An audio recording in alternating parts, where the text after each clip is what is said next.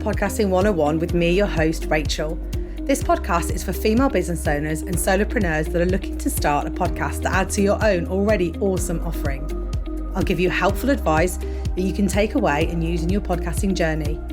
I hope to answer those tricky questions that just keep you from starting.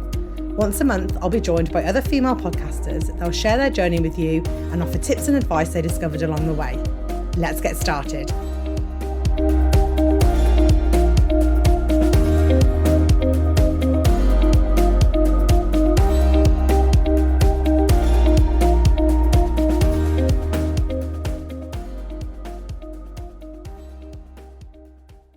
Hi, and welcome to this week's episode. This week, I'm talking about batching. For those of you who don't know what batching is, it's when you create several pieces of content at once to save you time. I batch my podcast and my social media marketing every 4 weeks. When my guests are concerned, I try to get them recorded as soon as possible to give me extra time to edit them. So I've already planned out what the episodes will be about. But I wait to the 4 weekly slot to fine tune the episode content. So I did this at the beginning of my podcast journey. I decided I was going to commit to 12 months and I outlined 12 months worth of weekly episodes. So whatever it is for you, maybe it's a season, maybe it's 6 months, however that looks for you, that's, you do you. Let me share my process with you and you can take from this whatever you need. And this is just so I can show a working example of what it's like to do batching. So when I first started, I planned out 12 months of weekly episodes. I had the titles in mind for each episode and started doing guest research. Now, I'll talk a little bit more about guest research in a future episode coming up in the next few weeks.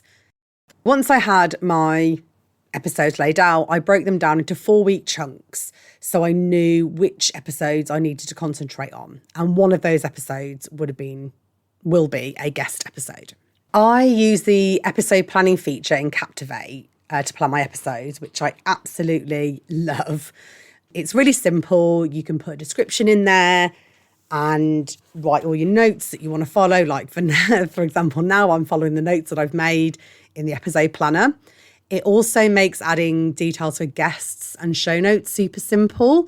I also have an episode coming up this month talking about the tools that I use, and obviously Captivate is one of them. So I'll go into a little bit more detail about that and the features to make things easier on a future episode.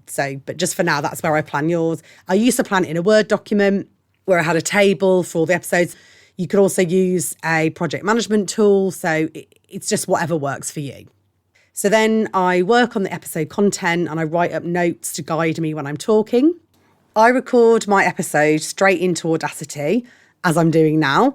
I love the simplicity of Audacity and I find it easier to record straight into the platform and then I can easily edit and polish the episode. And then I also pull quotes and clips from the episode. I do this kind of like all in one go. So I'll record an episode, edit, polish, pull quotes and clips, and then I will do the next few episodes in that order so that when I move on to the next episode, I've got a finished one already.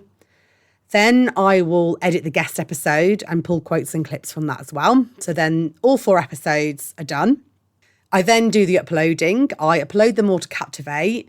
I add the show notes. I add a transcript and then I schedule them for publishing. When I have all of this content scheduled and done, I move on to the planning the social media posts to go with the podcast. So I create audiograms in Headliner for each of the episodes.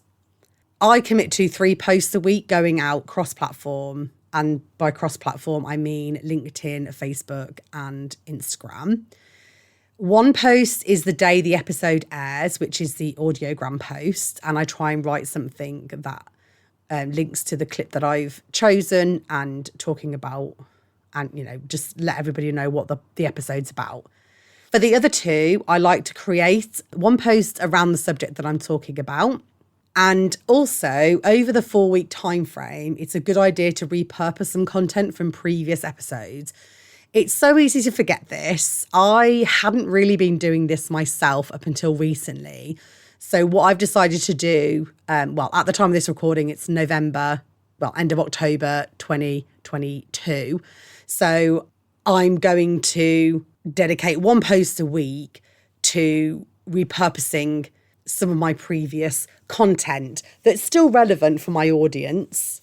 You know, you might have new followers that haven't had a chance to see this content yet. And we all know that kind of statistic where I think something really like 4% of people of your audience see your content at any one time. So, and if it's still relevant, you can tweak them. You don't have to just put them out as they were. But depending on the kind of engagement that you got on those posts, maybe you could tweak it to kind of increase engagement if it wasn't that great before. These are just little things that you can think about. I generally schedule all my content to go out through Buffer and Meta Business Suite. These tools are free. I use Buffer on the free version. An interesting thing I heard recently about LinkedIn is that the algorithm gods are prioritizing native posts rather than third-party sharing, which is through a scheduler. So the posts wouldn't do as well if they came from a scheduler than if you posted them natively. Now, I don't know how true this really is, whether it's depending on the type of audience that you've got and all those kind of things, because I know lots of people love to second guess what the algorithm does, but, you know, it'll do what it wants, or it's just too complicated to kind of work out. But what I am going to do is I'm going to test this out over the next 4 weeks. So this episode comes out at the beginning of November. So for my 4 weekly episodes, I'm going to post natively as opposed to scheduling them. And I'm going to monitor the engagement that I get and compare it to other months. It's good to experiment. I'm not sure if you've listened to the Janet Murray episode. She hosts the Courageous Content podcast, and she really knows her stuff when it comes to posting on social media. And it's just interesting. We were talking about testing. It's not something I've done a lot of, but here I'm just interested to see what the engagement would be or if there was a difference to it. So I will let you know what I find in a future episode. Well, next month in December.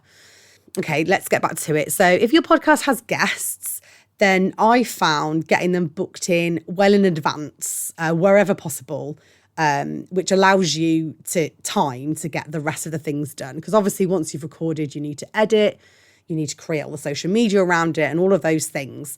So I found it's good to have them in the bank, if you will.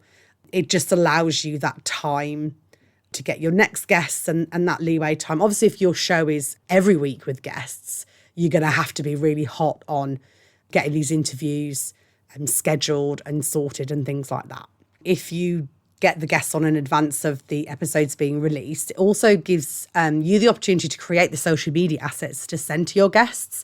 This will make it as easy as possible for them to promote the episode and obviously increasing the reach to their audience as well. So that's something to think about. I hope that this episode has helped give you an idea of how to shape your batching. As I said before, remember to do what works for you and your schedule.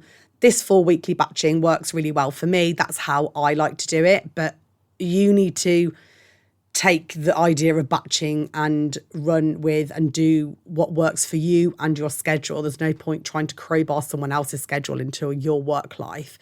If you have any questions around this episode, or I would also really love to hear your batching tips and advice as well. Always good to take new things on board. Thanks for listening, and I'll see you next time. Bye. Thanks so much for listening. If you've enjoyed today's episode, please like, share and subscribe. Your support means so much to me. If there's a question or topic you'd like covering, then I'd love to hear from you. Find the podcast on Instagram @RachelBotfield and drop me a DM. Till next time, bye.